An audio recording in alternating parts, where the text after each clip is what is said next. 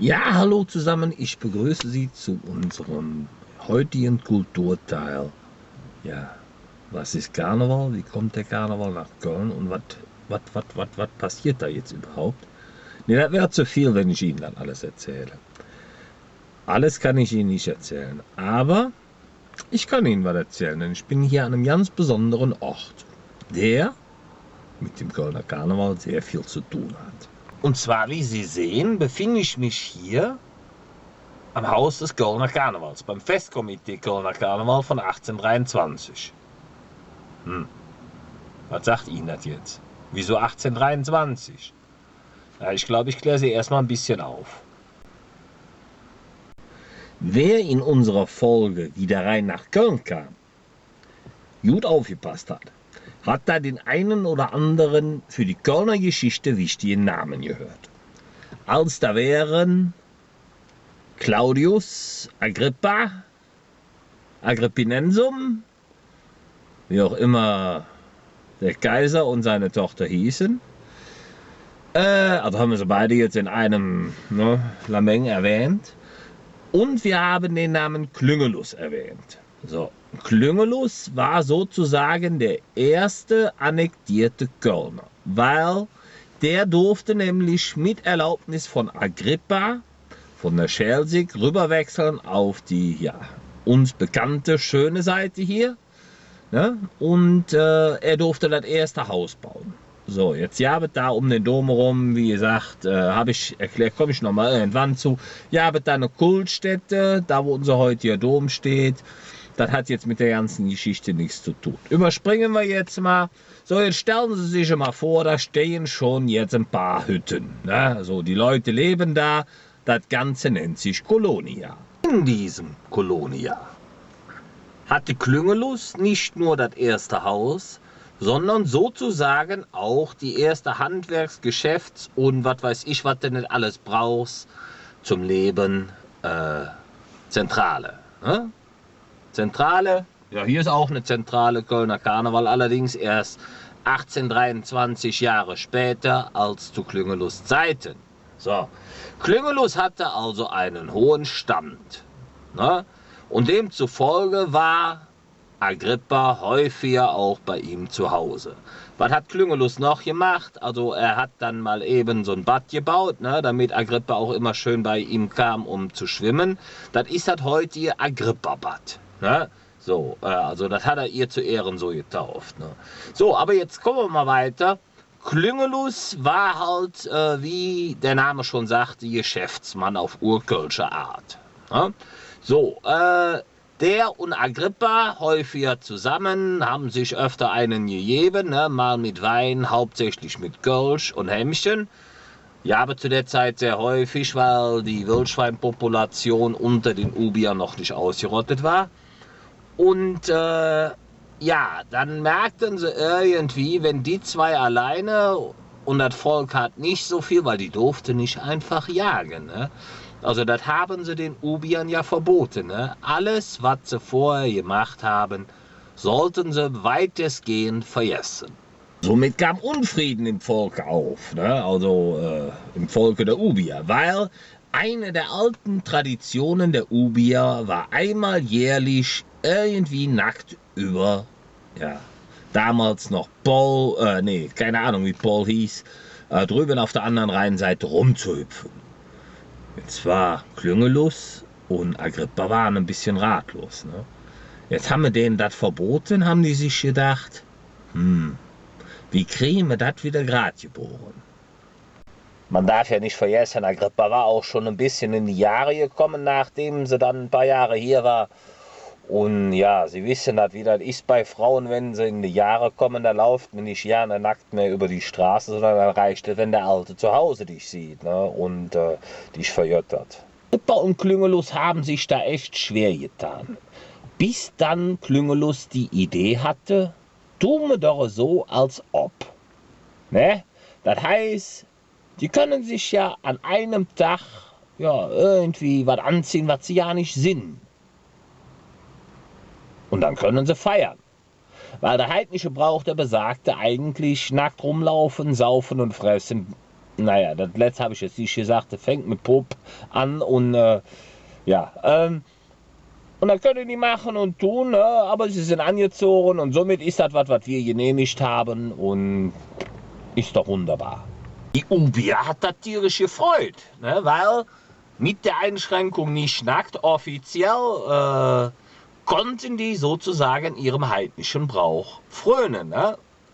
Lachen, saufen, musizieren, fressen.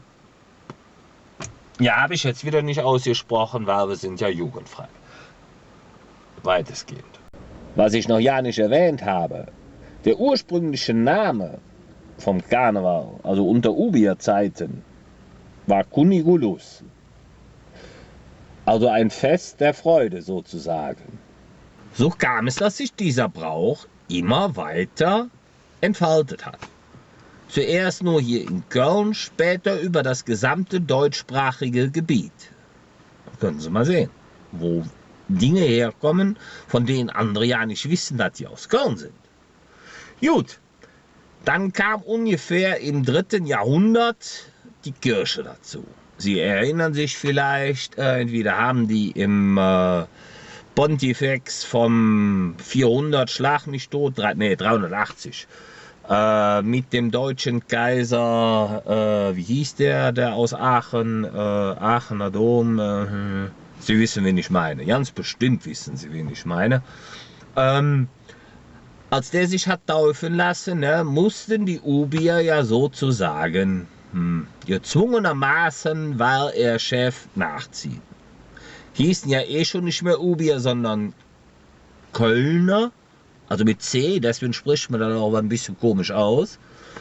Ja, und mussten dann wieder Abstriche machen, was das Thema Feiern betrifft. Kirche aber leider des Latein mächtig war, wurde Cunigulus verboten. Also zumindest im Namen nach, ne? Und was haben sie gemacht? Da haben sie ein paar Mönche zusammengetan und haben sich als Handwerker, Schreiner, Metzger und sonst was verkleidet. Haben sich auf Leiterwaren gestellt, die sie von Eseln durch die Stadt haben ziehen lassen. Und haben sozusagen ein paar Anekdötchen, Fressalien unter Volk geschmissen. Und das geschah dann alles allerdings an der Stelle, wo der heutige Dom steht. So, jetzt zur Wissensaufklärung. Wenn die das gefeiert haben, hatten die natürlich auch eine Leitfigur. So wie wir heutzutage den Prinz haben, ne? Hatten die den Held Karneval. So irgendwie, ne? Also, nee, Karnevalsbischof. Erst kam der Karnevalsbischof, genau. Warum hieß der Karnevalsbischof? Also der Eselsbischof. Weil der ritt nämlich dann, also die ersten Grundfasern des ersten Doms, also im Dom kommen wir ja später zu, standen da schon.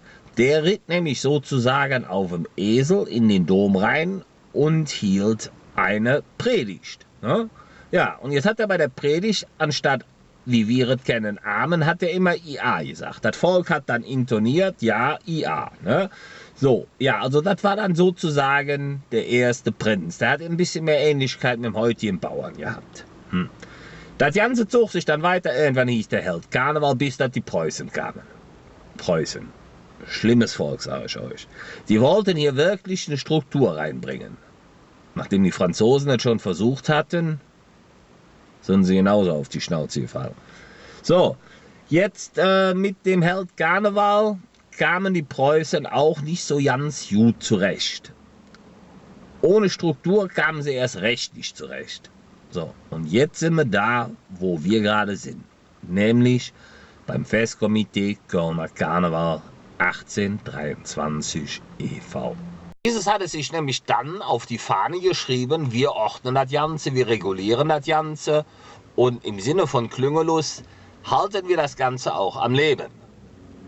Das hatte bis dahin echt schon, ja, über die Jahrhunderte hinweg gut geklappt, aber es war dann so ein bisschen wieder so ähnlich wie bei den Ubiern, dass die Leute fast nackt rumliefen. Und dem wollten die Leute vom Festkomitee Kölner Karneval im preußischen Sinne Einhalt gebieten. So, das ist im Grunde genommen die Geschichte des Kölner Karnevals bis heute. Lassen wir jetzt mal so stehen. Aber Jetzt kommen wir wieder auf das Gebäude da zurück. Ne? Hier gibt es nämlich noch was Schönes. Und das ist das Karnevalsmuseum. Und da gucken wir jetzt mal.